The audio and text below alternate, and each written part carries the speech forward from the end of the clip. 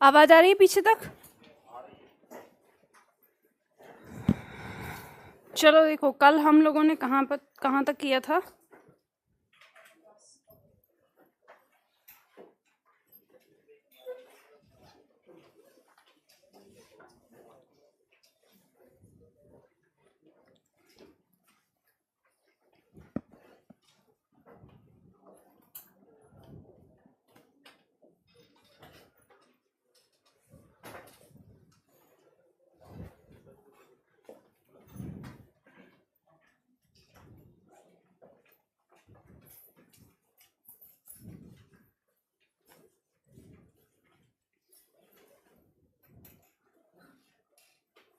चलो एक बार रिवीजन कर लेते हैं। कल हमने क्या पढ़ा था? हमने शुरुआत करी थी अलंकार शब्द से। अलंकार दो शब्दों से मिलकर बना है, अलम प्लस कार। अलम का अर्थ होता है शोभा या सजावट, कार मतलब करने वाला। तो हमने कहा कि अलंकार वे होते हैं जो काव्य की शोभा या सजावट करते हैं, उन्हें हम अलंकार कहते हैं। अलंकार तीन प्रकार के होते हैं, शब्द अलंकार, अर्थ अलंकार और उभय अलंकार। शब्द अलंकार जिन अलंकारों के माध्यम से या जिनमें शब्द के माध्यम से हम अलंकार पैदा करें या चमत्कार उत्पन्न करें, वो शब्द अलंकार कहलाता है। जिन पंक्ति में हम अर्थ के माध्यम से चमत्कार उत्पन्न करें, अर्थ अलंकार कहलाता है। और जिन पंक्ति में शब्द और अर्थ दोनों के ही माध्यम से चमत्कार उत्पन्न होता है या अलंकार उत्पन्न होता है, उसे उभय अलंकार कहते हैं। शब्द अलंकार में हमें चार अलंकार पढ़ने हैं, अनुप्रास, यमक, श्लेष और वक्रोक्ति। तो कल हमने अनुप्रास अलंकार पढ़ा। अनुप्रास अलंकार की हमने परिभाषा देखी कि जब किसी वर्ण की आवृत्ति लगातार दो या दो से अधिक बार होती है, वहाँ क्या होता है? अनुप्रास अलंकार होता है। अनुप्रास अलंकार के हमने 5 भेद देखे, जिसमें छेका अनुप्रास, वृत्त्यानुप्रास, लाटानुप्रास, अंत्यानुप्रास और श्रुत्यानुप्रास। और इनको मैंने आपको याद करने का तरीका बताया था। छेका अनुप्रास जिसमें दो वर्ण यानी एक वर्ण की आवृत्ति 2 बार हो, छेका अनुप्रास होगा। वृत्त्यानुप्रास जिसमें 2 से अधिक बार हो, चाहे 3, 4, 5 जितनी बार भी। लाटानुप्रास में किसी वाक्य की आवृत्ति या किसी वाक्यांश की आवृत्ति हो, लाटानुप्रास हो जाएगा। अंत्यानुप्रास में अंतिम अक्षर की आवृत्ति हो, अंत्यानुप्रास। और श्रुत्यानुप्रास में त वर्ण या माधुर्य वर्ग की आवृत्ति हो। तो ये हमने पढ़ लिया था अनुप्रास अलंकार। अब हम पढ़ेंगे श्लेष अलंकार। और आप लोगों ने बचपन में इसे कई बार पढ़ा होगा, श्लेष अलंकार को। और इसमें अक्सर श्लेष और यमक में आपको थोड़ा सा कंफ्यूजन रहता है, उसी चीज़ को ध्यान में रखते हुए हम पढ़ेंगे। तो यहाँ पे आप पंक्तियाँ लिखिए और पंक्तियाँ लिख के हम इसमें आगे बढ़ते हैं। लिखो, जब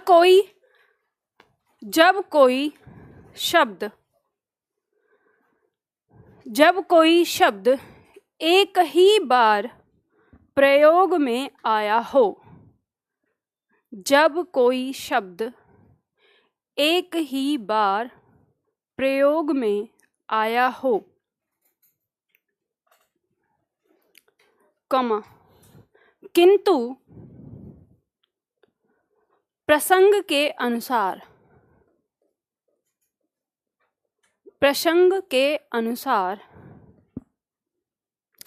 उसके 2 या 2 से अधिक, किंतु प्रसंग के अनुसार उसके 2 या 2 से अधिक अर्थ हों, वहाँ श्लेष अलंकार होता है।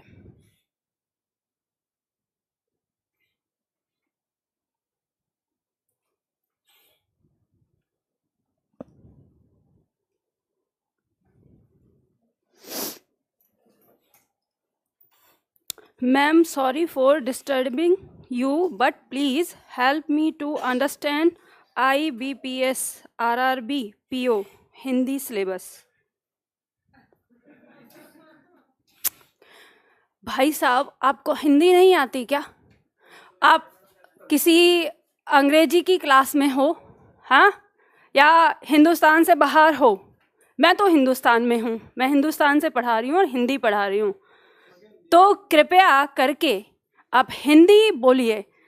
ये बात इतनी सहूलियत समझ लीजिए कि आपको रोमन लिपि में लिखने की परमिशन दे रही हूँ, और नहीं तो मैं आपसे कह सकती हूँ कि आपको देवनागरी में ही लिखना है, तभी पढ़ूंगी आपकी कमेंट। अब इतना तो कर लो ना, कम से कम हिंदी की क्लास में हिंदी ही लिख लो। अब मैं तभी मेरी नज़र पड़ी थी, मैंने देखा चलो देखते कौन है भाई अंग्रेजी, चलो ठीक है। इंग्लिश मीडियम से भी हो तो भी क्या है, आप एक बात बताइए, अब भारत में आप हिंदुस्तान में हो, और हिंदुस्तान में होने के बाद भी आज वही चीज़ हो रही थी। अभी रास्ते में आ रही थी तो एक बंदा बोल रहा था कि मेरा फ़ोन नंबर लिखो, तो उसने कहा 97 98, तो बोला क्या, तो मैं अब मेरे कान में इतना ही पड़ा, मैं तो फिर आगे बढ़ गई। मैंने कहा अब इसको 97 98 99 ये समझ में नहीं आ रहा है, वो उसको 9 7 8 ये सब करके बोलेगा। कितना दुर्भाग्य है, ये दुर्भाग्य है, सच में दुर्भाग्य है। और क्यों गूंगे बन रहे हो यार जबरदस्ती?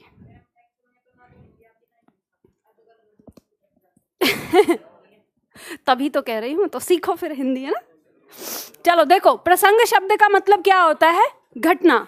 हम लोगों ने परिभाषा लिखी कि जब कोई एक शब्द एक ही बार प्रयोग में आया हो, किंतु प्रसंग के अनुसार, प्रसंग मतलब घटना या उसमें जो कहानी कही गई है उसके अनुसार उसके दो या दो से अधिक अर्थ हों, तो वहां पर क्या होता है? हमारा श्लेष अलंकार होता है।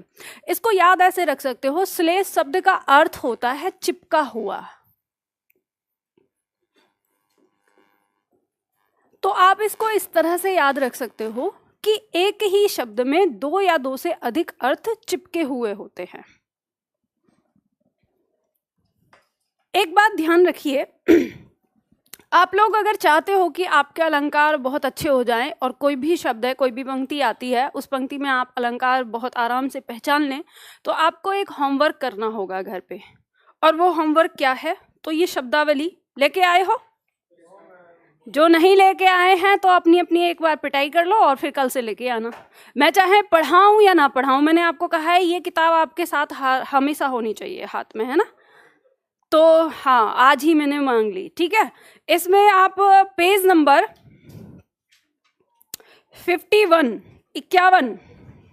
ठीक है, पेज नंबर 51 पेज पर शब्द दिया है अनेकार्थक शब्द, ठीक है। इसमें अभ्यास सेट 1 2 3 4 5, ज़्यादा ना करो तो 5 तक आपको इसे पढ़ना है। याद करने की ज़रूरत नहीं है, आपको ये लगे कि नहीं मैम इतना कैसे रटेंगे इसको, यार बस पढ़ना है। जैसे सबसे पहला शब्द देखो, अभ्यास सेट 1 में दिया है, शब्द है कटक। कटक शब्द का अनेकार्थक है, यानी कटक का अर्थ सेना होता है, शिविर होता है, समूह होता है, कड़ा होता है, श्रृंखला, चटाई। यानी सेना, शिविर, समूह, कड़ा, श्रृंखला, चटाई, इन सारे शब्दों के लिए हम कटक शब्द का प्रयोग करते हैं। तो कटक एक अनेकार्थक शब्द है और इसके इतने सारे अर्थ हैं। इसी तरह से दूसरा शब्द है हरि। हरि हम हरा रंग जो होता है उसके लिए प्रयोग करते हैं। भूरा रंग, भूरा के लिए भी करते हैं। विष्णु, इंद्र, सूर्य, घोड़ा, चांद, किरण, हंस, आग, हाथी, कामदेव, मेढक, सर्प, वानर, कृष्ण, इतने सारे शब्द हैं। इन सारे शब्दों के लिए हम हरि शब्द का प्रयोग करते हैं। तो ये बात ध्यान रखिए, अगर आपको किसी शब्द के अंदर हरि शब्द अगर देखने को मिल जाए, मान लो पंक्ति है और उसमें हरि शब्द दिया हुआ है, तो आप अपने दिमाग में अनुमान लगा लेना कि इसके अंदर श्लेष हो सकता है, और वो आपको अर्थ से पता चलेगा। क्यों श्लेष हो सकता है? क्योंकि हरि शब्द के कई सारे अर्थ हैं, तो इसके अंदर एक से अधिक अर्थ हैं, तो इसके अंदर श्लेष हो सकता है, ठीक है। तो ये चीज हमें पता चलती है। तो यहाँ पे आपको अब कैसे पता चलेगा कि कौन कौन से शब्द हमारे आ सकते हैं? तो इसीलिए मैंने आपसे कहा कि अभ्यास 1 से लेके अभ्यास 5 तक आपको पढ़ना है। अब एक बार तो आप ऐसे पढ़ लेना कि इस शब्द को हम किन किन शब्दों का मतलब इसका अर्थ क्या क्या होता है, और जो रटना है आपको अपने दिमाग में वो ये रटना है, जैसे दिया है कटक, कटक के नीचे हरि, फिर सुबरन, उर्वशी, पट, लहर, सारंग, वर, अंबर, अक्षर, बेला, अमृत, गौ, खल। आपको इन सारे शब्दों को इस रूप में याद रखना है कि ये अनेकार्थक शब्द है, ठीक है। एक तो आपके अलंकार के लिए है ही ये फायदेमंद। अब इसमें आपका कौन कौन सा अलंकार आएगा? श्लेष अलंकार, यमक अलंकार, वक्रोक्ति अलंकार, विरोधाभास अलंकार भी इसी के अंदर आएगा। ठीक है, तो ये सारे अलंकार पहचानने में आपको मदद मिलेंगे इनकी मदद से, तो इसलिए इन शब्दों को आपको याद रखना है। इसके साथ साथ जो आपको याद रखना है वो पर्यायवाची। Page number 16। तो पेज नंबर 16, इस पे जितने सेट दे रखे हैं आपके 7 सेट हैं, ये सबको याद कर लेना। 7 नहीं 11 सेट हैं, है ना। तो 11 सेट है, 11 के 11 सेट आप लोगों को याद करने हैं। और अभी अगर आप लोग चाहते हो तो नेक्स्ट मतलब 1 जनवरी के बाद मैं आप लोगों के लिए शब्दावली का थोड़ा थोड़ा एक एक सेट अपने चैनल पर लेकर आऊँगी। एक चैनल मतलब यूट्यूब चैनल मुझे बनाना है, क्योंकि मेरे चैनल पर साइबर अटैक हुआ है फिर से। मतलब ऐसा हुआ कि मेरे ईमेल को हैक कर लिया गया। वो तो अच्छा है कि मेरी ईमेल जो थी वो मैनेजर आईडी थी उस पर। तो उस टाइम पे मुझे लगा कि क्योंकि चैनल बड़ा हो रहा है तो बड़े वाले चैनल पर थोड़ा सा खतरा हो जाता है उसको हैक करने का और इस तरह से। तो मान लो अगर अचानक से कभी ऐसा भविष्य में होता है तो अपने छात्रों से मिलने के लिए, अपनी बात को रखने के लिए कोई साइड में चैनल होना चाहिए। तो इसलिए मैं सोच रही हूँ कि एक और चैनल साथ में बनाऊँ कि अगर कभी इस तरह से हो, क्योंकि आपने देखा होगा बहुत सारे जितने भी बड़े बड़े एजुकेशन वाले चैनल हैं उनके साथ ये हो चुका है कि अचानक से हैक कर लेते हैं वो, फिर यूट्यूब चैनल उस पर फिर वो हैक करके उस पर कुछ गलत कंटेंट डालते हैं जिसकी वजह से यूट्यूब उसको डिलीट कर देता है पूरे ही चैनल को। और फिर उसके बाद क्या होता है कि अब उस चैनल को वापस लाने के लिए और अपनी वो सारी चीज़ें, उसमें बहुत लंबी प्रोसेस हो जाती है, 15-20 दिन का समय लग जाता है कई बार। और कई बार ऐसा भी होता है कि ज़रूरी नहीं कि वो वापस आ ही जाए। तो इस वजह से कि तब अगर मान लो अचानक से ऐसा कुछ होता है तो फिर हम अपने बच्चों से कैसे अपनी बात रखेंगे, एकदम से कट जाएंगे ना। तो इसलिए साथ में सभी आपने देखा होगा जितने भी बड़े चैनल हैं सब ने छोटे छोटे चैनल ज़रूर बना रखे हैं। तो मैं यही सोच रही थी कि एक चैनल बना लेते हैं जिस पे आपको केवल शब्दावली ही मैं पढ़ाऊंगी, तो आप लोग वहाँ देख सकते हो। और आप जानते हो, देखो मैंने अक्सर ये देखा है कि मेरे छात्र क्या करते हैं, यूट्यूब से देखते हैं, यूट्यूब पर देखते हैं और यूट्यूब पे देखने के बाद क्लास ले लेते हैं और फिर कभी यूट्यूब पर जाते नहीं हैं।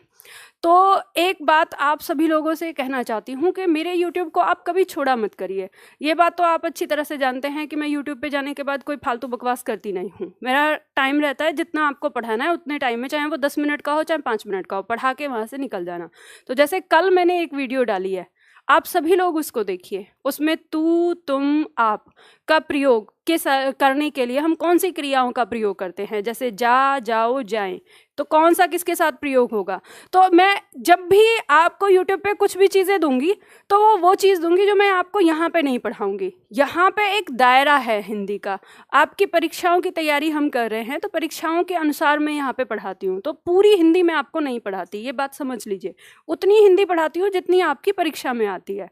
तो अब हिंदी में कुछ चीज़ें ऐसी होती है जो आपको जाननी जरूरी है अगर हिंदी की अच्छी नॉलेज रखनी है आपको। तो इसलिए आप चैनल पे जाते रहा करिए और उस चैनल को आप सब्सक्राइब कर लीजिएगा, मैं बता दूंगी जब भी शुरू होगा उसमें। तो उस समय मैं शब्दावली वहाँ पे आप लोगों को पढ़ाऊंगी, तो आप वहाँ पे देख सकते हैं, पढ़ सकते हैं, रट सकते हैं। लेकिन उससे पहले अभी जो 4-5 दिन बचे हैं तब तक अपने घर पे करिएगा, ठीक है। तो मैंने आपको यहाँ पे ये बात बताई। तो जैसे देखो, ध्यान रखना, श्लेष को याद रख सकते हो चिपका से। चिपका का मतलब होता है एक शब्द। कैसे? जैसे दिया है उदाहरण, पानी गए न उबरे मोती मानुष चून। तो यहाँ पे जो ये पानी शब्द है, इस पानी शब्द में 3 अर्थ चिपके हुए हैं। कैसे? अब यहाँ पे जो प्रसंग है, जो घटना है, जो इसमें पंक्ति कही गई है, उस पंक्ति के अर्थ के अनुसार ये पानी का अर्थ यदि हम मोती के लिए लगाते हैं तो इसका अर्थ हो जाता है चमक। चमक, ठीक है। अगर हम मनुष्य, यानी मनुष्य का मतलब मानव के लिए आया है, मनुष्य के लिए, इसके लिए लगाते हैं तो इसका अर्थ हो जाता है सम्मान। और चून, चून मतलब चूना पत्थर जिससे हम ये रंगाई पुताई करते हैं, उसके लिए आया है। तो जब हम इसके परिप्रेक्ष्य में लगाते हैं तो इसका अर्थ हो जाता है जल, मतलब पानी का अर्थ जो हम लेते हैं पानी से, ठीक है। तो 3 अर्थ इसके हो जाते हैं। तो आप यहाँ पर देखेंगे पंक्ति कहती है कि पानी गए न उबरे, अगर पानी चला गया तो नहीं उबर सकता मोती। तो इसका मतलब ये हो गया कि अगर चमक चली गई तो उबर नहीं सकता मोती, फिर मोती का कोई काम नहीं रह जाएगा, चमक खत्म हो गई तो बेकार हो गया। फिर क्या है, पानी गए ना उबरे, अब किसके लिए, मनुष्य के लिए। देखें तो अगर किसी मनुष्य का सम्मान चला जाए, इज्जत चली जाए, तो वो मनुष्य क्या हो जाता है, मृत के समान हो जाता है। आपने देखा होगा, ऐसे भी कहा जाता है कि अगर आपका धन खो गया तो आपका कुछ नहीं खोया, अगर आपका सम्मान खो गया तो मतलब सब कुछ खो गया। तो सम्मान एक इंसान के लिए बहुत जरूरी और आवश्यक चीज है, तो यानी सम्मान बनाए रहना चाहिए, नहीं तो मनुष्य किसी काम का नहीं। फिर पानी गए ना उबरे चून, जो चूना पत्थर होता है, जल के बिना उसका कोई अस्तित्व नहीं है, यानी उसको हम प्रयोग में नहीं ला सकते जब तक उसे हम जल में नहीं डालेंगे, जब तक जल में नहीं डुबाएंगे। तो यहाँ पर इन पंक्तियों में अगर हम देखें तो पानी शब्द जो है इसके 3 अर्थ हो गए, चमक, सम्मान और जल। तो हमें पता चलता है कि इन पंक्तियों में हमारा कौन सा अलंकार है, श्लेष अलंकार है, क्योंकि 3 अर्थ उसके आ रहे हैं। ठीक है, अब देखो यहाँ पर दूसरा पॉइंट, सुबरन को खोजत फिरे कवि व्यभिचारी चोर। मैंने अभी आपको बताया अनेकार्थक में, अगर आपने याद रखा हो, आपका दिमाग चाचा चौधरी की तरह चलता है, तो याद आ गया होगा आपको कि सुबरन शब्द दिया था अनेकार्थक में। तो सुबरन शब्द के यहाँ पे कई सारे अर्थ हैं, और यहाँ पे दिया है कि सुबरन को खोजत फिरे, सुबरन को खोजते फिर रहे हैं कवि। कवि मतलब जो कविता करता है, तो सुबरन को खोज रहा है, तो कवि के परिप्रेक्ष्य में इसका क्या अर्थ हो गया, शब्द। यानी कवि हमेशा क्या खोजता है, शब्द खोजता है अपनी कविता के लिए। फिर सुबरन को खोजत फिरे व्यभिचारी, व्यभिचारी का मतलब क्या होता है, व्यभिचारी का मतलब होता है ऐसा पुरुष जो भोग विलास में ही लगा रहता हो। तो जो व्यभिचारी है वो किसको खोजेगा, तो सुबरन का अर्थ आ जाएगा स्त्री, तो उसे स्त्री चाहिए। इसके बाद सुबरन को खोजत फिरे चोर, चोर क्या खोजेगा, हमेशा धन खोजेगा, कोई ना कोई चीज उसे मिल जाए। तो सुबरन का तीसरा अर्थ हो जाता है सोना। अब चोर को अगर सोना मिल जाए फिर तो बल्ले बल्ले उसकी, है ना, फिर तो खुश हो जाएगा, अरे सोना मिल गया। तो सुबरन को खोजत फिरे कवि व्यभिचारी चोर, सुबरन को खोजते फिर रहे। तो सुबरन शब्द के 3 अर्थ हो गए यहाँ पे, शब्द, स्त्री और सोना। तो इस पंक्ति में भी कौन सा अलंकार, श्लेष अलंकार। ठीक है, अब ये बात ध्यान रखिएगा, आप ये अक्सर पूछते हो मुझसे कि मैम आपने तो हमको अर्थ बता दिया, हमें जिस पंक्ति का अर्थ नहीं पता होगा तो हम कैसे करेंगे। तो वो चीज़ आपको तभी पता चलेगी जब मैंने आपको बताया अनेकार्थक शब्द आप याद रखोगे, पर्यायवाची याद रखोगे, विलोम शब्द याद रखोगे, अनेक शब्दों के लिए एक शब्द याद रखोगे। तो ये सारी चीज़ें, आखिर आपने कभी ऐसा सोचा है कि जो परीक्षक है 40% जो सिलेबस रखता है वो शब्दावली ही क्यों रखता है, इसलिए क्योंकि वो आपकी भाषा का हिस्सा है। कोई भी भाषा आप तभी सीख पाते हैं जब उसकी शब्दावली को आप जानते हैं। अंग्रेजी सीखने के लिए आप क्या प्रयास करते हैं, वोकेबलरी, तो बस वोकेबलरी का हिंदी अर्थ शब्दावली तो होता है।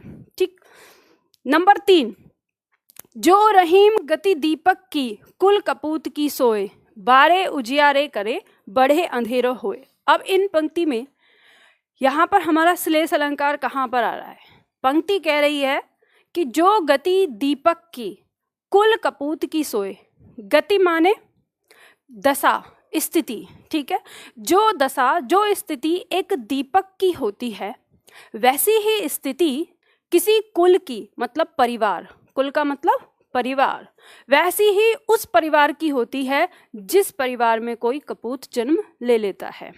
तो किस तरह की स्थिति होती है, तो यहाँ पे बताया जा रहा है पहले नीचे वाली पंक्ति में, तो श्लेष जो है वो नीचे वाली पंक्ति में ही है कि बारे उजियारे करे। यहाँ बारे शब्द का पहला अर्थ आता है जलाना। जैसे दीपक को अगर हम जलाते हैं तो क्या करता है, उजाला करता है। बड़े अंधेरो होए, तो बड़े का पहला अर्थ आ गया यहाँ पर बुझाना। ठीक है, तो जब हम उसको जलाते हैं तो उजाला करता है, और जब हम उसको बुझाते हैं तो अंधेरा हो जाता है। तो यह दीपक के बारे में हो गया। इसी तरह से अब कपूत की तुलना की गई है कि कपूत के साथ क्या होता है, तो इसका दूसरा अर्थ जो आएगा वो आएगा पैदा होना, पैदा होना। यानी जब किसी परिवार में कोई कपूत जन्म लेता है तो क्या करता है, उजाला करता है। सब क्या कहते हैं, हमारे घर में पुत्र पैदा हुआ है, ठीक है, तो वो कहते हैं कुल दीपक पैदा हुआ है, तो क्या होगा, खुशियाँ आती हैं घर में। तो यहाँ पे जब वो पैदा होता है तो क्या करता है, उजाला करता है। और बड़े, अब इस बड़े का मतलब है बड़ा होना। बड़ा होना, जब वो धीरे धीरे बड़ा होता है और कुकर्म करता है तो क्या लगता है परिवार पे, दाग लगता है, तो उसी को कहते हैं अंधेरा होना। यानी जैसे जैसे बड़ा होता है फिर वो कुकर्म करता है तो कुल पे क्या लगाता है, दाग लगाता है।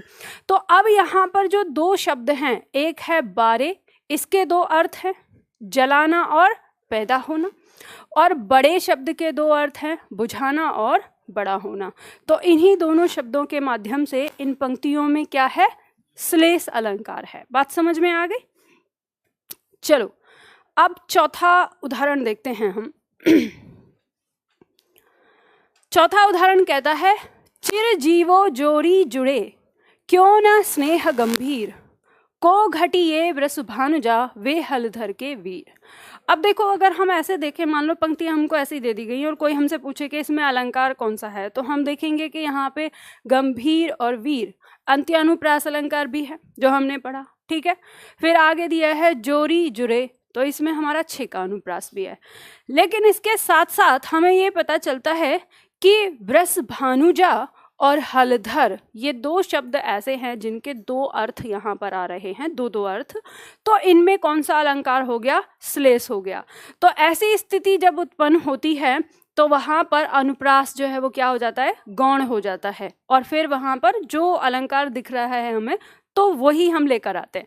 अब चार ऑप्शन में श्लेष और अनुप्रास अगर एक साथ दिया होगा तो आप किसके पक्ष में जाएंगे, पहले श्लेष के पक्ष में जाएंगे।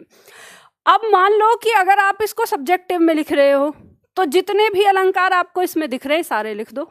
जैसे मान लो अगर सब्जेक्टिव में आ गया, आपको लिखना ही है, प्रसंग बना के, संदर्भ बना के आपको लिखना है, तो आप आराम से लिख सकते हो कि इसमें अंत्यानुप्रास है, और जोरी जुरे में यहाँ पर छेकानुप्रास है, और वृष भानुजा और हलधर शब्दों के अंदर यहाँ पर श्लेष अलंकार है। तो इस तरह से आप सारा लिख सकते हैं। बात समझ में आ गई ना, ठीक है। चलो अब इसको समझते हैं, ये इसका भाव कैसे समझेंगे। कह रहा है, चिर जीवो जोरी जुरे, क्यों न स्नेह गंभीर।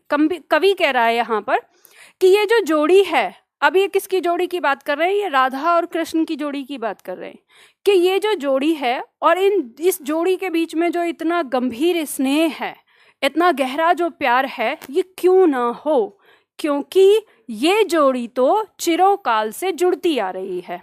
अब इन्होंने कहा कि दोनों कृष्ण और राधा के बीच में जो इतना गहरा प्रेम है ये क्यों ना हो, क्योंकि ये जोड़ी तो बहुत ही चिरोकाल से जुड़ती आ रही है और हमेशा ही जुड़ती है, हर युग में जुड़ती है। अब कैसे, उन्होंने बताया आगे, को घटिए वृष भानुजा, ये तो वृष भानुजा की पुत्री हैं।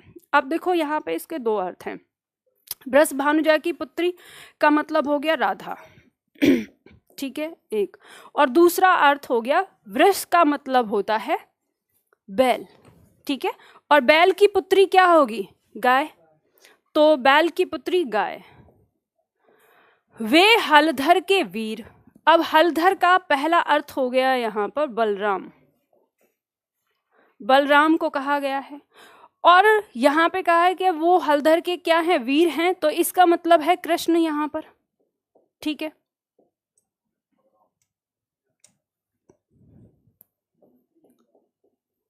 ये कृष्ण हो गया। अब देखो यहाँ पे फिर आगे अगर हम राधा के लिए लेते हैं, इसका अर्थ राधा का लेते हैं, तो हम कहते हैं कि ये तो वृष भानुजा की पुत्री हैं अर्थात राधा, और वो हलधर यानी बलराम के वीर हैं मतलब कृष्ण, तो राधा और कृष्ण की जोड़ी हो गई।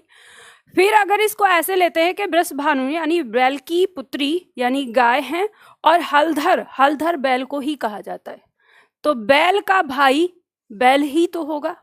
अगर यहाँ पे लेंगे तो बैल का भाई क्या हो जाएगा, बैल हो जाएगा। यहाँ पे अर्थ है और इसका भी अर्थ बैल है, ठीक है। तो ये वाला अर्थ मत निकालना, इसमें नहीं है, ये तो मैंने आपको समझाने के लिए बताया है कि जब हम कहते हैं बैल का भाई बैल तो इसका मतलब बैल हो जाता है, और जब बलराम का भाई तो ये कृष्ण हो जाता है, वो तो उसके भाव से बदलता है उसको, ठीक है। तो यहाँ पर इन दोनों ही शब्दों के अर्थ निकल रहे हैं। तो जब बैल और गाय की जोड़ी तो होती ही है, बात समझ में आ गई। तो देखो अब कवि है, कवि ने बहुत उलझा के इस बात को कहा है, तो आप इसको समझ जाते हैं कि वृष भानुजा और हलधर इन दोनों में दो दो अर्थ हैं। तो यहाँ पर कौन सा अलंकार हो जाएगा? श्लेष अलंकार। बात समझ में आ गई? चलो अगला देखते हैं, यमक अलंकार। यमक अलंकार की परिभाषा लिखिए। लिखिए इसमें, जब कोई शब्द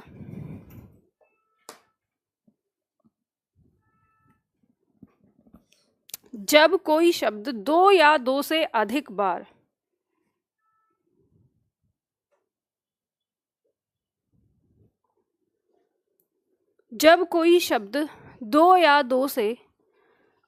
बार प्रयोग में आया हो, जब कोई शब्द दो या दो से अधिक बार प्रयोग में आया हो तथा हर बार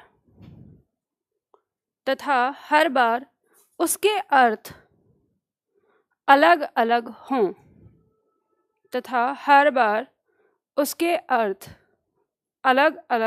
हों, वहाँ यमक अलंकार होता है।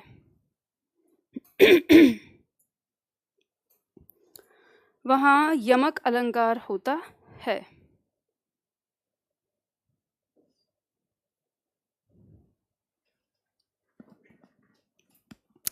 देखो यमक शब्द का अर्थ अगर आप देखेंगे तो यमक शब्द का अर्थ यही होता है कि शब्द का प्रयोग दो या दो से अधिक बार और उसके अर्थ हर बार अलग। तो अलग से यमक अलंकार का कोई ऐसा शाब्दिक अर्थ नहीं है। तो इसे आपको परिभाषा को ऐसे ही याद रखना पड़ेगा कि कोई भी हमारा शब्द दो या दो से अधिक बार प्रयोग में आया है और हर बार उसके अर्थ क्या हैं? अलग अलग हैं। जैसे उदाहरण दिया है, तो पर वारो उर्वशी सुन राधिके सुजान, तू मोहन के उर्वशी हवे उर्वशी समान। अब यहाँ पर उर्वशी शब्द जो है 3 बार प्रयोग में आया है। तो अब यहाँ पर देख सकते हैं तीनों बार इसका अर्थ अलग अलग है। तो पर वारो उर्वशी, इस उर्वशी का मतलब ये उर्वशी नाम की अप्सरा है। ठीक है, तो ये एक अप्सरा का नाम है। कवि कहता है कि हे राधा रानी, तुम पर या तुम्हारी सुंदरता पर मैं उर्वशी नाम की अप्सरा को भी वारता हूँ। क्यों? अब राधा को इतना सुंदर क्यों कहा गया है? तो उसका रीजन बताया है कि तू मोहन के उर्वशी। इस उर्वशी का मतलब है, उर माने हृदय और बसी मतलब बसना। तो इसका अर्थ हो गया हृदय में बसना।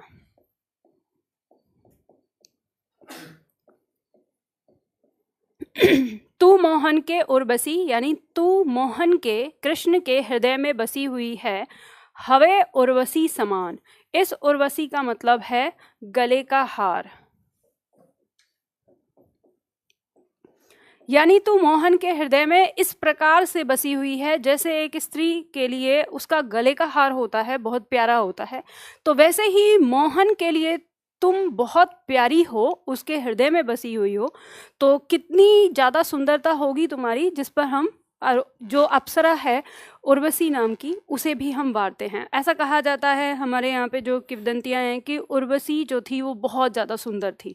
तो जब भी कभी इंद्र को किसी भी ऋषि मुनि की या किसी राक्षस की तपस्या भंग करनी होती थी तो वो उसको भेज देते थे कि जाओ उसको डिस्टर्ब करो।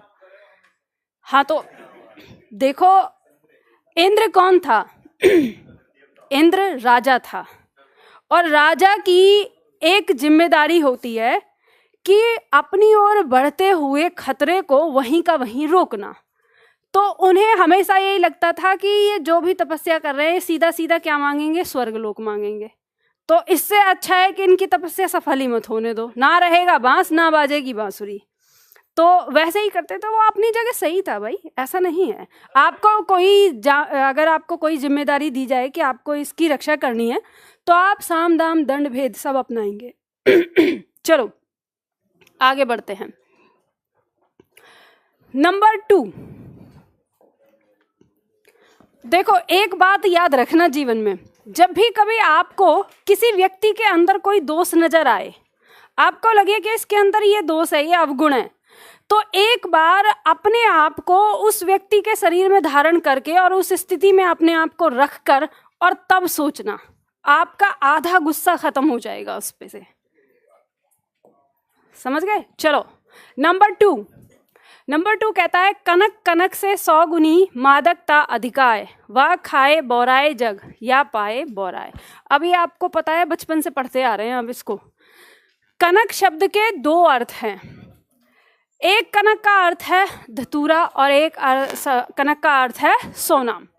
यहाँ पे कह रहा है कि एक कनक दूसरे कनक से 100 गुनी मादकता का मतलब होता है नशा।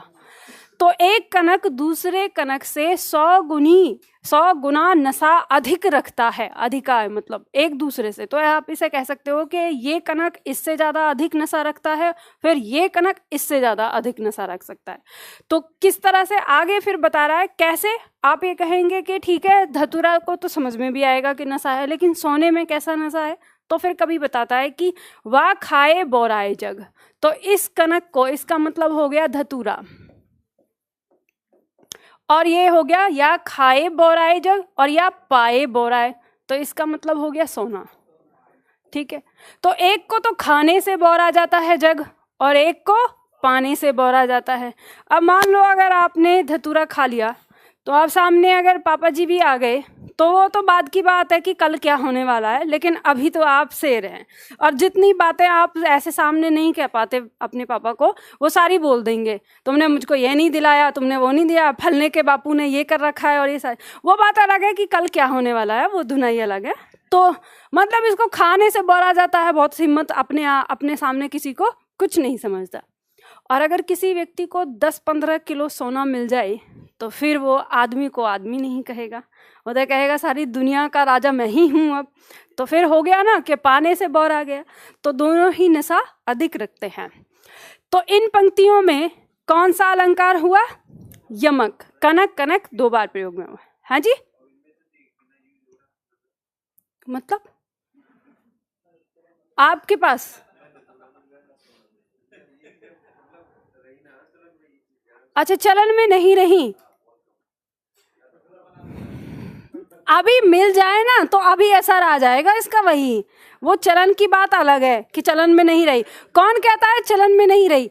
देखो होता क्या है कि हमारा दृष्टिकोण जैसा होता है ना, हमें ये दुनिया वैसी नजर आती है। हम जिस रंग के चश्मे लगा लेंगे ये दुनिया उसी रंग की दिखाई देगी। तो अभी आप जिस अवस्था में हैं, ना तो आपको यहाँ धतूरे की आवश्यकता है और ना ही आपको यहाँ सोने की। आपको धतूरे और सोने से कहीं ज़्यादा आवश्यकता है जॉब की। तो जिस दिन आपको जॉब मिल जाएगी उस दिन आप सोचेंगे कि अब कौन सा नशा किया जाए, अब सोना। और फिर जब शादी हो जाएगी उस समय समझ में आएगी आपको इसका नशा। तो जब बीवी हर दिन कहेगी कि उसके पास इतने गहने हैं, मेरे पास कुछ भी नहीं है, तब समझ में आएगा भाई क्या चाहिए। खैर चलो, ये तो भविष्य की बात है, आगे बढ़ते हैं। हाँ जी वो अलग बात है। नशे तो बहुत तरह के होते हैं, रस में पढ़ेंगे हम। ठीक है, तो नंबर 3 की बात करते हैं। मैंने कहा है जब मैं पढ़ाने के लिए आ जाऊं तब शांत हो जाया करो। ठीक है, फ्लैशबैक तब तक है जब तक मैं आपको वहां लेके खड़ी हूं, और जैसे ही मैं बोर्ड पर आ जाऊं तो तुरंत आ जाया करो, नहीं तो पिटाई हो जाएगी। ठीक है, नंबर 3, माला फेरत जुग भया, फिरा न मन का फेर, कर का मन का डार दे, मन का फेर। मन का शब्द देखने को तो हमें 3 बार दिख रहा है, लेकिन 2 बार इसके अलग अलग अर्थ हैं। ठीक है, पंक्ति कहती है कि माला फेरत जुग भया। जुग मतलब युग। कवि कह रहा है कि माला फेरते हुए, जो माला पढ़ते हैं ना, उस माला को फेरते हुए युगों बीत गया, फिरा ना मन का फेर। तो यहाँ पे इस मन का मतलब है स्वभाव या आदत, कि हे मनुष्य, तुझे माला फेरते हुए युग बीत गया, लेकिन तेरा जो स्वभाव है, जो तेरी आदत है, वो नहीं बदली। फेर मतलब फिरा नहीं, बदला नहीं। आगे दिया है कर का मन का डाल दे। इस कर का मतलब है हाथ, ये जो तूने हाथ में, और इस मन का मतलब है मोती की माला। ये जो तूने मोती की माला ले रखी है अपने हाथ में, इसको डार दे, मतलब छोड़ दे, इसको फेंक दे। मन का फेर, ये जो तेरे मन का स्वभाव है, फिर इसका यही अर्थ आ जाता है स्वभाव या आदत, कि ये जो तेरे मन का स्वभाव है, ये जो मन की आदत है, छल कपट और ये सारी चीज़ें, तो बस इनको बदल ले। तुझे माला फेरने की कोई ज़रूरत नहीं है, तेरा कल्याण हो जाएगा। तो यहाँ पर मन का शब्द के दो अर्थ हो गए।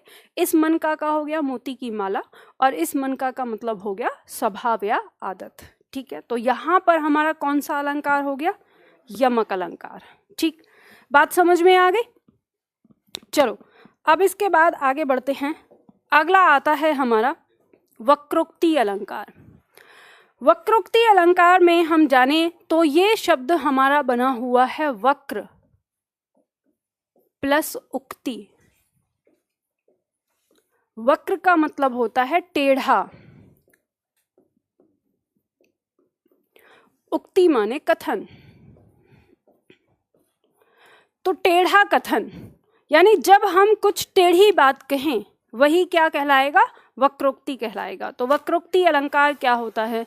लिखिए इसकी परिभाषा। लिखो, जब किसी वाक्य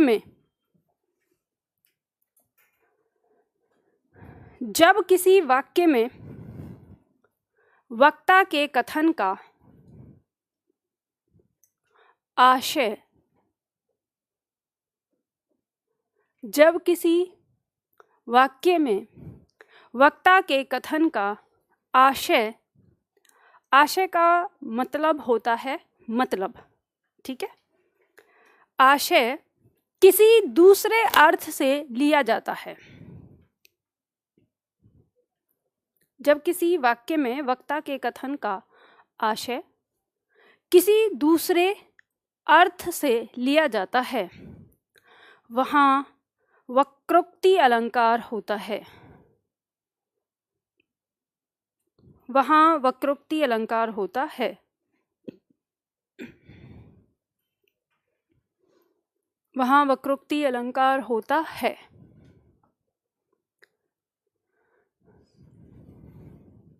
देखो, इसका कहने का मतलब क्या है?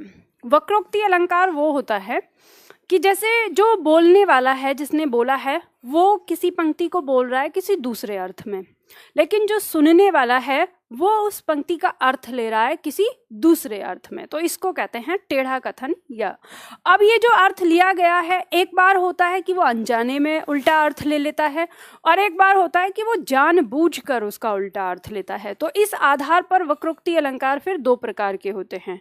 एक होता है काकू वक्रोक्ति और एक होता है श्लेष वक्रोक्ति। अब इन दोनों में क्या अंतर है, इसको हम देखते हैं। तो देखो, एक चीज ध्यान रखिएगा, ये वक्रोक्ति अलंकार आपकी जो अध्यापक वाली परीक्षा है उनमें आता है और एमपीएसआई में आता है। यूपीएसआई में अभी तक इससे संबंधित कोई प्रश्न नहीं आया, यूपी वाली परीक्षाओं में। तो ये अध्यापक वाली परीक्षाओं के लिए महत्वपूर्ण है और एमपीएसआई के लिए। तो काकू वक्रोक्ति अलंकार में लिखिए, इसकी परिभाषा लिखिए। काकू वक्रोक्ति में क्या, कोई कुछ कह रहा था क्या? चलो लिखो, काकू वक्रोक्ति में वक्ता कहता कुछ और है। काकू वक्रोक्ति में वक्ता कहता कुछ और है, किंतु कंठ की आवाज के कारण, किंतु कंठ की आवाज के कारण अथवा अन्य किसी कारण से, कंठ की आवाज के कारण अथवा अन्य किसी कारण से श्रोता सुनता कुछ और है।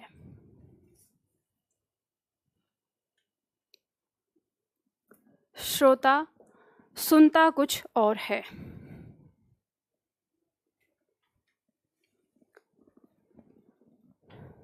जैसे देखो, यहाँ पे कह रहा है काकू वक्रोक्ति जो होता है, इसमें जो वक्ता है, बोलने वाला है, वो कुछ और कह रहा है किसी और भाव में, लेकिन जो श्रोता है या तो उसके बोलने का ढंग ऐसा है कि उसे सही से समझ में नहीं आया, या फिर उसने किसी शोर की वजह से या उसका ध्यान कहीं और होने की वजह से उसने उसका अर्थ कोई दूसरा लगा लिया है, तो वहां पर काकु वक्रोक्ति होती है। तो जब आप पढ़ेंगे तो जिस समय आप पढ़ते हैं तो उस समय आपको समझ में आएगा कि उसका अर्थ देखने कि इसमें वक्रोक्ति है या कैसे। आप देखो, एक चीज और बताऊंगी, यहाँ पे दिया हुआ है देते हैं वरदान शिव भाव चाहिए मीत, आगे दिया है भोले को वरदान हित भाव चाहिए मीत। अब देखो यहाँ पर भाव चाहिए मीत और भाव चाहिए मीत 2 बार पुनरावृत्ति हुई है इसकी, मतलब दूसरी बार आया है। तो बहुत सारे छात्र इसको लाटानुप्रास समझ लेते हैं। तो लाटानुप्रास हमको ऐसे ही नहीं समझना है कि एकदम से लाटानुप्रास नहीं होगा इसमें। क्यों नहीं होगा, आप अर्थ से समझेंगे।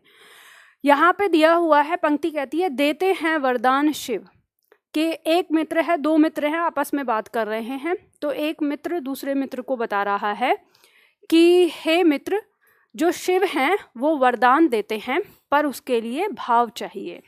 तो इसका कहने का मतलब क्या था, भाव चाहिए मतलब श्रद्धा भाव चाहिए। लेकिन ये दूसरा जो मित्र है, अब ये थोड़ा सा एक तरह से कह सकते हो कि कामकाजी वाला आदमी है, बढ़िया टाइप से है थोड़ा, उसको हर चीज में बस मोल तोल ही दिखाई देता है, कीमती। तो एकदम आश्चर्यचकित होता है। ये जो आपका प्रश्नवाचक चिन्ह है ये आपको समझा रहा है कि वो आश्चर्यचकित हो गया है। तो वो उस समय कह रहा है कि भोले को वरदान हित भाव चाहिए मीत, मतलब वो उससे एकदम से पलट के पूछता है कि क्या कहा तुमने, भोले को वरदान हित भाव चाहिए। अब इस भाव का इसने अर्थ लगाया है मूल्य से, कि क्या कह रहे हो तुम, भगवान शिव मूल्य लेकर वरदान देते हैं। तो कहने का मतलब है यहाँ पे टेढ़ा कथन। अब आप कहेंगे कि मैम यहाँ पे दूसरा अर्थ आ गया और यहाँ पे दूसरा अर्थ आ गया, तो ये दो, एक भाव है, एक शब्द है और एक शब्द के 2 अर्थ हैं, तो ये यमक होना चाहिए। तो ये यमक तब होता जब इसमें कहीं पे अनजाने में नहीं लिया जाता। लेकिन हमें यहाँ पंक्ति में पता चलता है कि पहली पंक्ति कह रही है कि एक मित्र कह रहा है कि भोले को वरदान हित भाव चाहिए मीत, लेकिन दूसरा समझ ले रहा है उसका गलत अर्थ। तो यहाँ पर जो कथन है वो टेढ़ा हो गया। अगर ऐसे होता जैसे हमने कहा था कि कनक कनक से 100 गुनी, तो वहां तो कोई टेढ़ा है नहीं, कोई गलत नहीं समझ रहा, एक का अर्थ एक आ रहा है, एक का अर्थ एक आ रहा है। लेकिन यहाँ पे अनजाने में गलत समझा गया है। तो अक्सर ये जो आपकी वक्रोक्ति है ये यमक से और श्लेष से हमेशा टकराती है। तो इसके लिए मैं आपको एक ऐसा बताऊंगी, एक ट्रिक इस तरह से, कि जब भी कभी आपकी परीक्षा में आए तो आप ऑप्शन पे जरूर ध्यान दीजिएगा। जैसे मान लो कि अगर आपको ये भाव और ये भाव दिख रहा है, तो इस तरह से ऐसा हो सकता है कि प्रथम दृष्टि में आपको इसमें यमक नजर आ सकता है।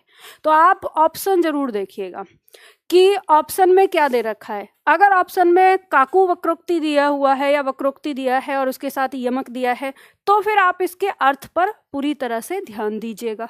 और अगर आपको ऑप्शन में वक्रोक्ति नजर नहीं आ रहा तो फिर क्या होगा, फिर तो आंख बंद करके आपको लगा देना, यमक हो जाएगा। ठीक है, तो ये दोनों स्थिति को आप समझ लेना इसमें जब भी आएगा। तो इसमें और एक तरीका आपको ये रहेगा कि जो काकू वक्रोक्ति होगी उसमें हमेशा जो शब्द लिखा होगा वो 2 बार लिखा होगा और दोनों बार उसका भाव अलग अलग होगा, मतलब अर्थ अलग अलग होगा, तो वो काकू वक्रोक्ति होगा। और जब दूसरा आता है श्लेष वक्रोक्ति, उसमें शब्द एक ही बार होगा और उसके 2 अर्थ होंगे। वो कैसे, तो श्लेष वक्रोक्ति हम लिखते हैं, इसकी परिभाषा लिखिए श्लेष वक्रोक्ति अलंकार की। श्लेष वक्रोक्ति अलंकार में या इस अलंकार में, इस अलंकार में श्रोता जानबूझकर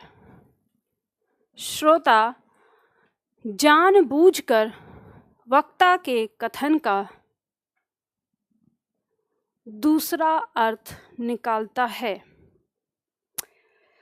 इस अलंकार में श्रोता जानबूझकर वक्ता के कथन का दूसरा अर्थ निकालता है। वह जानता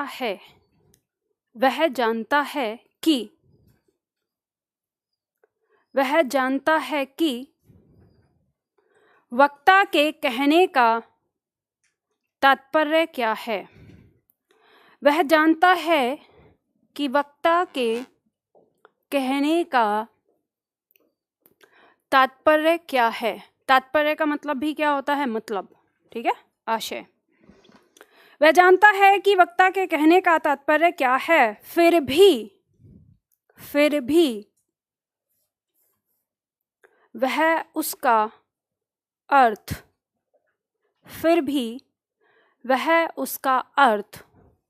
उल्टा ही लेता है।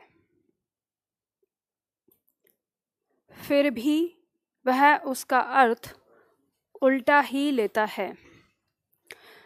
वह जानता है कि वक्ता के कहने का तात्पर्य क्या है, फिर भी वह उसका अर्थ उल्टा ही लेता है।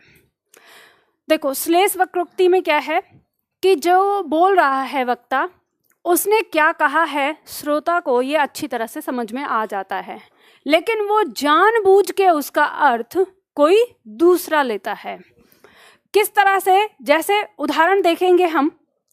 यहाँ उदाहरण दिया है, को तुम हो इत आए कहाँ, घनश्याम हो तो कितहु बरसो, चित चोर कहावत हैं हम, तो तहाँ जाओ जहाँ है धन सरसो। अब ये पंक्तियाँ कहती हैं, इन पंक्तियों में क्या है कि कृष्ण जी से राधा जी नाराज हो गई हैं और कृष्ण जी अब उनको मनाने की कोशिश कर रहे हैं, तो दरवाजे पे नॉक कर रहे हैं। तो अंदर से ही कहती हैं, को तुम हो इत आए कहाँ। राधा जी कहती है, कौन हो तुम और यहाँ क्यों आए हो। तो कृष्ण जी कहते हैं कि मैं घनश्याम हूँ।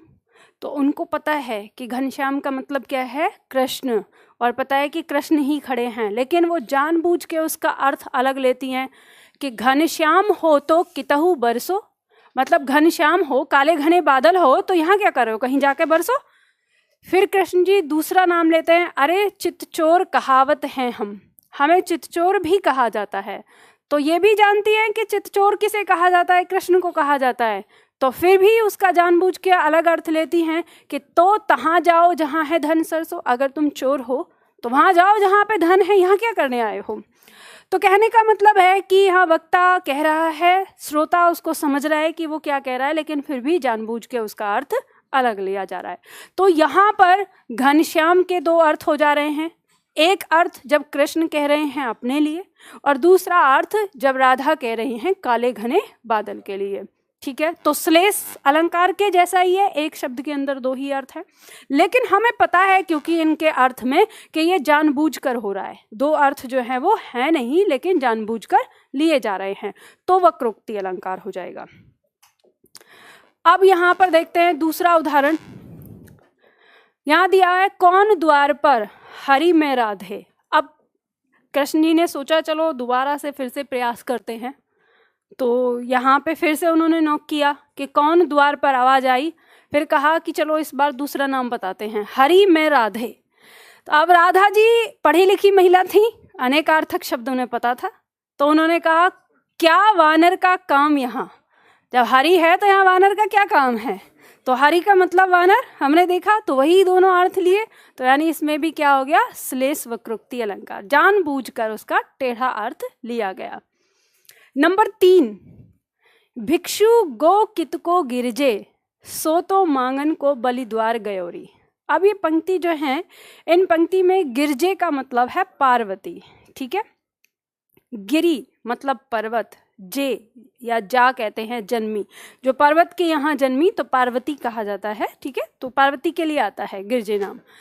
तो हुआ ऐसा है कि पार्वती जी के पास आई हैं लक्ष्मी जी मिलने के लिए, उनकी सहेली थी। तो अब आपको ये बात तो पता है कि अगर कोई थोड़ा सा धनवान हो जाता है और अमीर हो जाता है तो उसके अंदर कितना घमंड, गुरूर आ जाता है। फिर वो अपना जो गरीब मित्र होता है उसको अपनी हर चीज़ दिखाता है कि मैं ये यहाँ से लेके आया, इतने लाख की है, इतने करोड़ की है, वो इस तरह से। तो अब ये तो धन की देवी है, तो आप समझ सकते हैं कि इनके मन में तो कितना बड़ा घमंड भरा होगा। तो साक्षात देवी हैं, तो आती हैं, तो पार्वती पे टॉन्ट, जिसे कहते हैं ना टॉन्ट मारना, तो टॉन्ट मारा उन्होंने, भिक्षु गो कित को। अब भिक्षु किसके लिए प्रयोग किया है, शिव के लिए, भगवान शिव के लिए। तो उन्होंने कहा है कि अरे गिरजे, भिक्षु किधर चला गया, कहाँ गया। अब पार्वती जी को पता है कि ये किसके लिए बोल रही हैं। अब देखो हमारी भारतीय जो स्त्री होती है उनके साथ एक खास चीज होती है कि वो अपने घर में या अपने आप स्वयं से अपने पति को मार लें, पीट लें, कोस लें, जो चाहे कर लें, लेकिन अगर किसी दूसरे ने अगर उनके लिए कुछ कह दिया तो ये बर्दाश्त नहीं कर सकती। तो अब पार्वती जी को भी बर्दाश्त नहीं हुई, तो उन्हें पता है कि भिक्षु का मतलब ये क्या ले रही है। उन्होंने पलटवार कर दिया है। सो तो मांगन को बलि द्वार गयोरी, वो तो मांगने के लिए बलि के द्वार गया हुआ है भिक्षु। अब क्या हुआ, उल्टा पलटवार लक्ष्मी जी पे कर दिया, क्योंकि बलि के द्वार भिक्षा मांगने कौन गए थे, विष्णु जी, तो उन्होंने पलट के वहां भेज दिया। तो यहाँ पर क्या है, वक्रोक्ति है, जानबूझकर टेढ़ा अर्थ लिया गया है।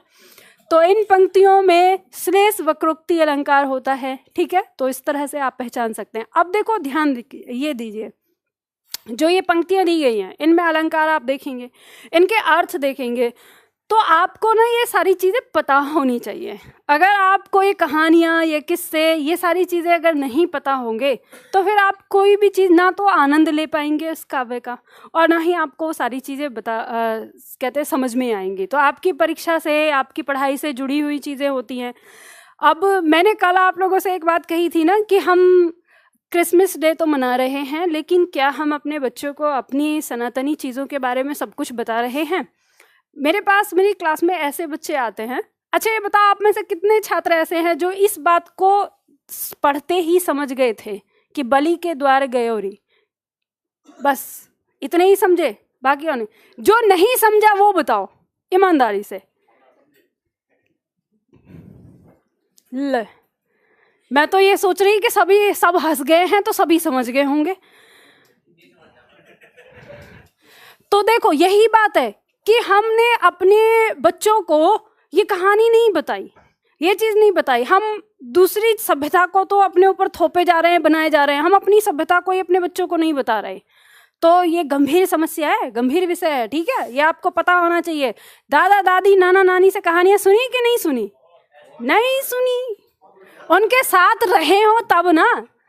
अरे देखो, राजा बलि राक्षस राज थे, ठीक है, तो उन्होंने तपस्या करके तीनों लोगों को वरदान प्राप्त किया और तीनों लोगों को जीत लिया। त्राहिमाम मच गई। अभी जो मैंने जिक्र किया था कि इंद्र जो भेज देता था हर किसी के पास, तो बलि की वो तपस्या भंग नहीं करवा पाया, तो बलि ने जीत लिया, स्वर्ग भी जीत लिया, पृथ्वीलोक भी, और बाकी सारे। बाली और बलि दोनों अंतर है। ये राजा बलि जो है ये राक्षस वंश से थे, ठीक है। तो अब उसके बाद ये हुआ कि अब कैसे उनसे वापस लिया जाए, तो धार्मिक पुरुष भी थे वो, तो यज्ञ कर रहे थे। तो उस समय भगवान विष्णु के पास, अब जब ये जो देवता है इनके पास कुछ बचता नहीं है तो ये सीधे जाते हैं भगवान विष्णु के पास। होता क्या है, भगवान शिव की तपस्या करते हैं सब कोई, देवता हो राक्षस हो। तो शिव इनको भोले क्यों कहा जाता है, क्योंकि ये किसी में अंतर नहीं करते कि ये राक्षस है या ये देवता है, उनसे जो मांगता है कुछ भी वो दे देते हैं। जाओ, अब विष्णु से राक्षस क्यों चिढ़ते हैं, क्योंकि जब उथल पुथल होती है पृथ्वी तो सारे के सारे त्राहिमाम करते हुए जाते हैं विष्णु जी के पास। अब विष्णु जी पालक हैं तो उनको सृष्टि का संचालन करना है, तो फिर वो कोई ना कोई जुगाड़ लगा के उन राक्षसों का दमन करते हैं। तो इसलिए राक्षस विष्णु जी से हमेशा चिढ़ते ही हैं कि ये तो ऐसे देवता है, ये हमारा तो पक्ष कभी लेगा ही नहीं, ये देवताओं का लेगा। तो इसलिए उनके जो मतलब इष्ट देव हैं वो महादेव होते हैं। तो अब वही हुआ, फिर से विष्णु जी के पास रोते बिलखते गए कि अब हम कहाँ जाएं, स्वर्ग भी जीत लिया और ये भी। तो विष्णु जी फिर वामन अवतार उन्होंने रखा। वामन मतलब ब्राह्मण के लिए कहा जाता है, और बहुत छोटे से बन गए थे, बहुत छोटे, हाइट भी बहुत कम थी, 4 फीट का ये कहा जाता है। और जाके उनसे बलि से कहा कि भिक्षा दो। तो अब जिस समय वो पूजा करने बैठा है तो दानवीर कहा जाता है उन्हें भी, तो वचन दे दिया उन्होंने, वचनबंध कर दिया कि आप जो मांगोगे वो मैं आपको दूंगा। तो उन्होंने ये कहा कि मुझे बहुत कुछ नहीं चाहिए, बस 3 पग भूमि चाहिए।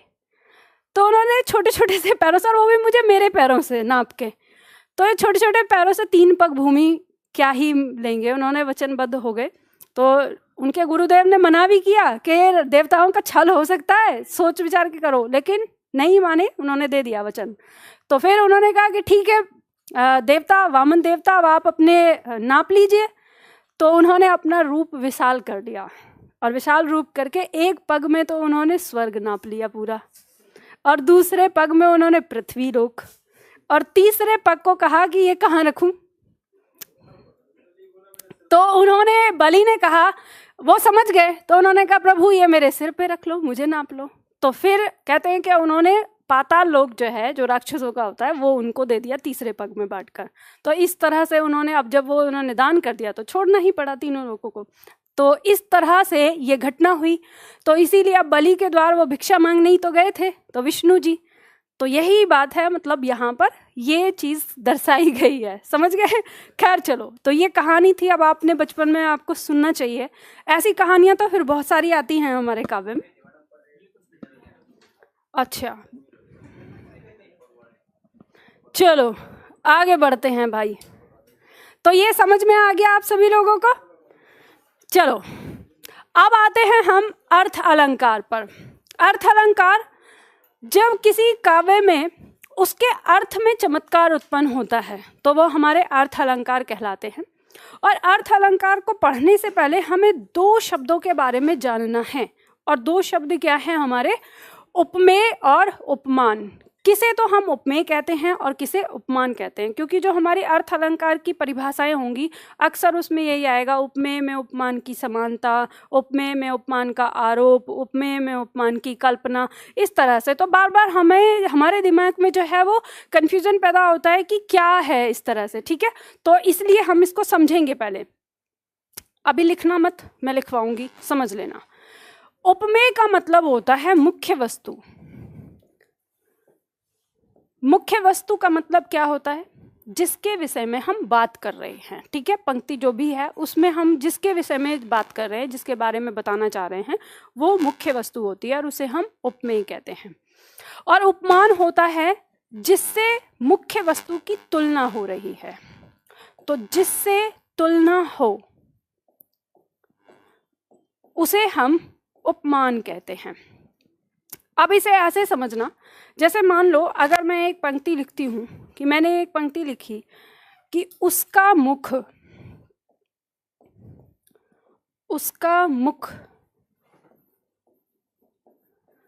चंद्रमा के समान सुंदर है।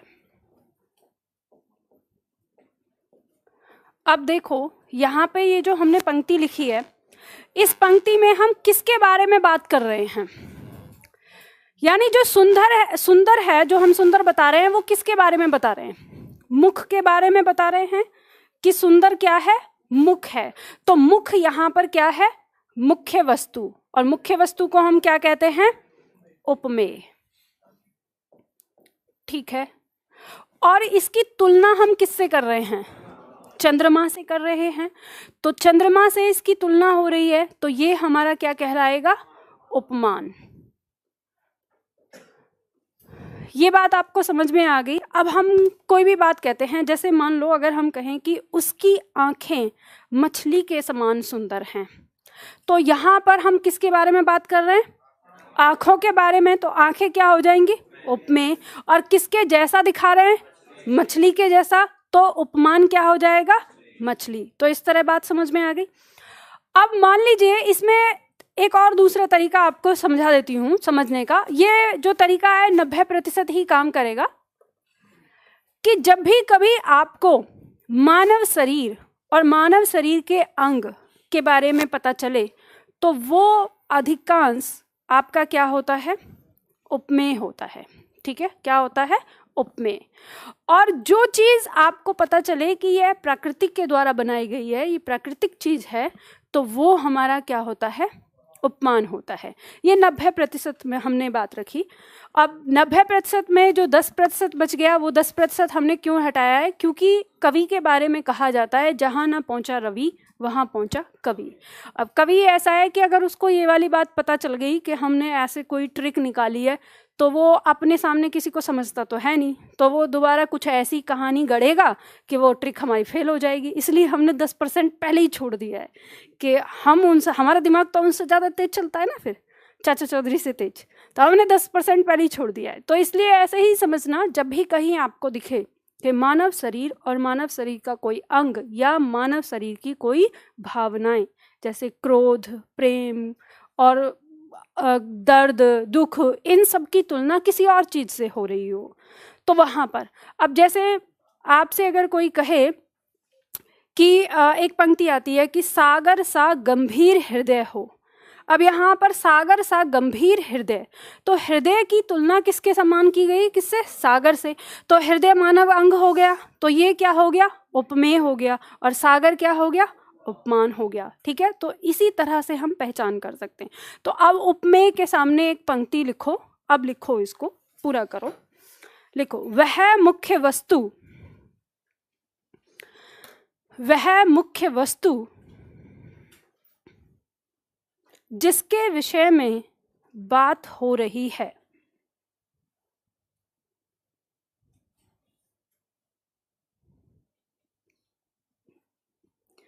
वह मुख्य वस्तु जिसके विषय में बात हो रही है,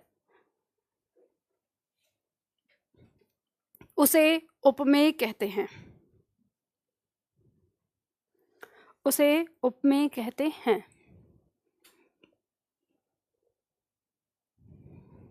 उपमान में लिखिए, जिसके समान, जिसके समान या जिसके जैसा, जिसके समान या जिसके जैसा मुख्य वस्तु को दिखाया जाता है। जिसके समान या जिसके जैसा मुख्य वस्तु को दिखाया जाता है, अथवा अथवा जिससे, अथवा जिससे मुख्य वस्तु की तुलना की जाती है।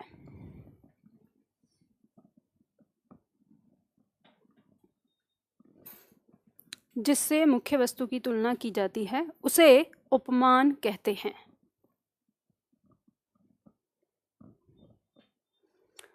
उसे उपमान कहते हैं। उदाहरण में नीचे लिख लो, उसका मुख चंद्रमा के समान सुंदर है।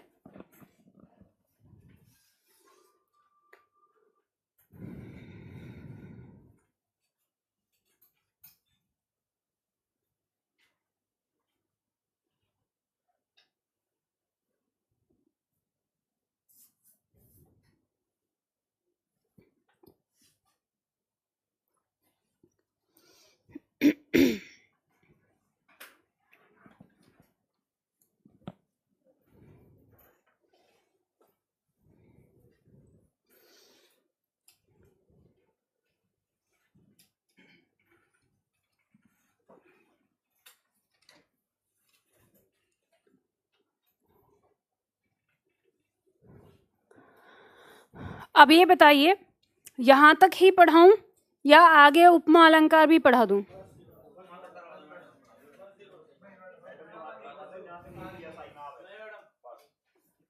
तो यूपीएसआई के लिए तो भी कल की क्लास भी लेनी पड़ेगी, तब खत्म होगा।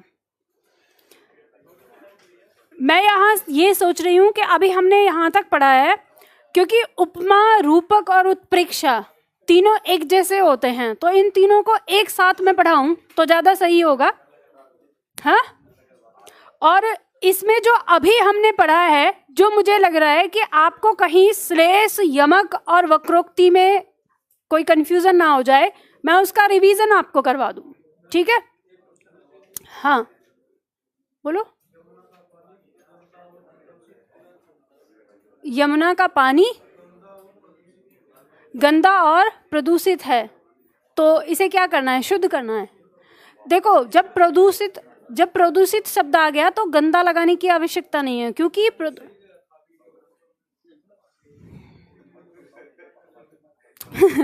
ये तो मैंने कह ही नहीं सकती। आजकल तो इतने सारे क्वेश्चन गलत दे रखे हैं। कल परसों ही छात्रों ने दिए हैं कि मतलब जो सही है, सही को गलत दे रखा है। सरसिज वाला तो है ही, सरसिज का मतलब होता है तालाब में उत्पन्न होने वाला, मतलब कमल। अब ऐसे ही एक और दिया है, एक प्रश्न है जिसमें वीर श्रेष्ठ करके दिया हुआ है। आपके पेपर में परीक्षा में कितना सेट हुआ था? एक ही सेट है ना, शायद उसमें दूसरा क्वेश्चन होगा। हाँ, तो छात्र ने पूछा था, उसमें एक और प्रश्न दिया हुआ था मनसिज, मनसिज शब्द भी है और उसी में वीर श्रेष्ठ है। और शांत हो जाओ, और एक शब्द है नील लोहित। आप शांत होगे तभी तो आवाज आएगी। अब आप खुद ही इतना तेज चिल्लाओगे तो कैसे आवाज आएगी? गंदा और प्रदूषित तो आई नहीं, प्रदूषण में ही सारी चीजें आ गई, गंदगी भी आ गई और सारी चीजें तो नहीं। अगर सही मायने में देखा जाए तो बहुब्रीहि समास है सरसिज में। कैसे? शब्द है आपका, देखो सरसिज ये कमल का पर्यायवाची है। एक शब्द होता है सरसी, सरसी का मतलब होता है छोटा सा तालाब, या जिसे पोखर कहते हैं, जो पोखर बनाई जाती है। सरसी स्त्रीलिंग शब्द है और इसमें ज लगाकर बना गया है। इस पोखर में उत्पन्न होने वाला, जन्म लेने वाला तो कमल कहलाता है। तो अगर हम कहें कि सरसी में जन्म लेने वाला, अर्थात कमल कह सकते हैं उसको। तो यहाँ पर अगर है तो बहुब्रीहि समास इसके अंदर होना चाहिए, क्योंकि सरसी, सरसिज का पर्यायवाची क्या है? कमल है। और बहुब्रीहि समास वो होता है जिसमें अर्थात पद निकलता है। तो सरसी, सरसी में जन्म लेने वाला अर्थात कमल, तो ये है। तो इसके अंदर बहुब्रीहि समास होना चाहिए। मुझे तो यही समझ में नहीं आता इनका कि कब तो तत्पुरुष लगा देते हैं, कहाँ पे कब यही लगा देते हैं। अब जैसे शब्द दिया है मनसिज, मनसिज जो शब्द है ये कामदेव का पर्यायवाची है। तो कामदेव का पर्यायवाची हो गया तो स्वाभाविक सी बात है बहुब्रीहि समास हो गया। नील लोहित जो दिया है, नील माने नीला, लोहित माने लाल, और नीला और लाल मिलकर बनता है बैंगनी। तो उसमें दिया हुआ है नील लोहित, अर्थात शिव के लिए दिया गया है नाम, या फिर बैंगनी रंग के लिए नाम दिया गया है। तो हम शिव लगाएं या बैंगनी लगाएं तब भी वो हमारा कमधारय समास नहीं हो सकता, क्योंकि कमधारय समास में हमें या तो उपमेय उपमान चाहिए या हमें विशेषण विशेष्य चाहिए। अब वहाँ दिया है वीर श्रेष्ठ, तो वीर श्रेष्ठ मतलब जो वीरों में श्रेष्ठ है सबसे, तो वही तो कमधारय होना चाहिए। अब उत्तर गलत दे रखा है, नील लोहित दे रखा है। अब आगे वही, अब छात्र कह रहे थे कि मैम कई सारे टीचरों ने कहा कि नहीं ये नीला, नीला लाल के समान ऐसे करके और इसको बना देंगे। तो हमारे अध्यापक क्या हो गए हैं, आयोग ने जो उत्तर दिया उसको फिट करेंगे। जैसे एक जोक आता है ना कि एक आपने जो सुना होगा कि पाकिस्तान वाले एक भेड़िए को पीट पीट के कह रहे हैं कि तू शेर है, मतलब दिया कि हिंदुस्तानियों को, एक जोक आता है ऐसे कि हिंदुस्तानी के सैनिकों को बोला कि शेर पकड़ के लाओ और पाकिस्तानी के सैनिकों को बोला कि शेर पकड़ के लाओ। तो हिंदुस्तानी पकड़ के ले आए शेर और पाकिस्तानी वाले आए नहीं बहुत देर तक। तो पूछा भाई क्या कर रहे हैं, तो पता चला कि वहाँ पे एक भेड़िए को पकड़ के और कह रहे हैं कि बोल कबूल करके तू शेर है, कबूल करके तू शेर है। तो ऐसे ही हमारे जो यहाँ पे अध्यापक हो गए, आयोग ने अगर कोई उत्तर दे दिया, मैंने ऐसा ही देखा है चलन, तो वो ऐसे करते हैं कि जो प्रश्न दे दिया ये नहीं कहेंगे कि गलत उत्तर दे रखा है, नहीं इसमें ऐसे करके हो जाएगा तो कबूल करके तू ही उत्तर है, तो वो वाला हिसाब किताब कर देते हैं। तो ऐसे ही है। अब फिर बाद में आयोग कहता है कि किताब का रेफरेंस दो।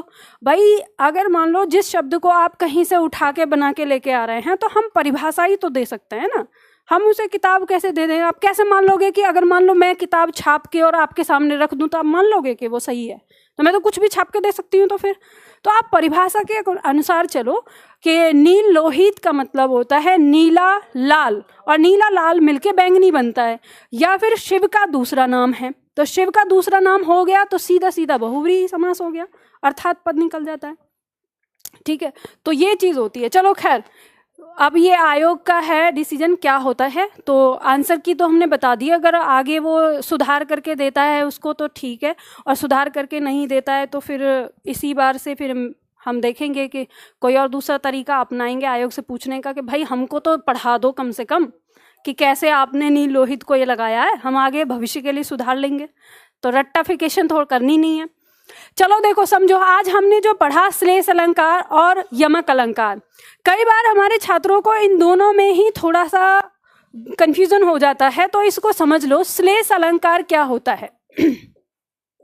श्लेष अलंकार में शब्द का प्रयोग एक बार होता है, यानी शब्द एक होता है, लेकिन इसका अर्थ दो या दो से अधिक होता है। तो ये हो गया अर्थ अलग, इसका अर्थ अलग हो गया, और एक और अर्थ हो गया दो या दो से अधिक।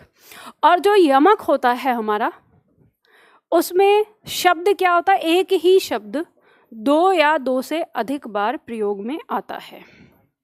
हम कह सकते हैं दो या दो से अधिक बार। और यहाँ पर इसका अलग अर्थ, शब्द तो एक ही है, अलग अर्थ, यहाँ पर अलग अर्थ, और यहाँ पर अलग अर्थ। ये होता है हमारा यमक। ठीक है, तो दोनों में ये अंतर होता है। श्लेष में जो शब्द है एक ही होता है, लेकिन इसके अपने आप में अर्थ अलग होते हैं। हम कह देते हैं चिपके हुए हैं सारे अर्थ एक ही शब्द में। यहाँ पर यमक में शब्द दो या दो से अधिक बार प्रयोग में आता है, वही एक ही शब्द, लेकिन हर बार उसके अर्थ अलग अलग होते हैं। अगर उसके अर्थ अलग अलग नहीं होते तो फिर वो यमक नहीं होता। ठीक है, अगर हर बार, यानी मान लो कोई शब्द 3 बार लिखा हुआ और तीनों बार उसका एक ही अर्थ है, तो फिर वो यमक नहीं होता। वो यमक कब होता है कि वो 2 बार लिखा है, 3 बार लिखा है और दोनों तीनों बार उसके अर्थ अलग अलग हैं, वहां होता है। ठीक है, बात समझ में आ गई। इसके बाद जो हमारा शब्द है हमने पढ़ा वक्रोक्ति। तो वक्रोक्ति में, काकू वक्रोक्ति में अनजाने में उसका अर्थ आ जाता है। ठीक है, अनजाने में कोई दूसरा अर्थ ले लिया जाता है, लेकिन जो श्लेष वक्रोक्ति है उसमें जानबूझकर उसका अलग अर्थ लिया जाता है। तो ये दोनों कैसे हैं? ये काकू वक्रोक्ति यमक के जैसा देखने को आपको मिलेगा कि एक शब्द 2 बार प्रयोग हो रहा होगा, 2 या 3 बार, और जो श्लेष वक्रोक्ति है ये श्लेष के जैसा ही देखने को मिलेगा। एक ही शब्द होगा और उस एक ही शब्द के अर्थ के अनुसार उसके 2 अर्थ अलग अलग हो जाते हैं। तो बस हमें ये देखना होता है कि इसमें जो कथन है वो अनजाने में अलग लिया जा रहा है कि जानबूझकर लिया जा रहा है। तो ये इनमें अंतर होता है। ठीक है, तो चलो आज अभी इतना ही करते हैं, इसके बाद फिर कल करेंगे। जी, अलंकार की आपकी 5 क्लास होती हैं। ठीक है, वैसे अगर देखूं तो मैं आपको पूरा 2 दिन में भी खत्म कर सकती हूँ, लेकिन धीरे धीरे इसलिए लेती हूँ, भले ही चाहे आपकी 2 क्लास एक्स्ट्रा हो जाए, लेकिन आपको समझ में आना चाहिए। ठीक है, हाँ, छूटना नहीं चाहिए। चलिए ठीक है।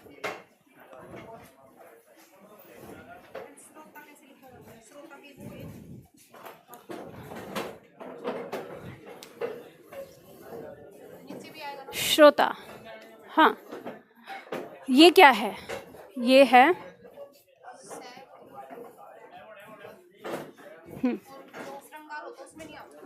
नहीं, श्रृंगार शब्द जो है, खुश रहो खुश रहो, श्रृंगार शब्द जो है ये क्या है? ये इसमें री है, री की मात्रा। हाँ, तो ये है, तो इसमें र नहीं आएगा।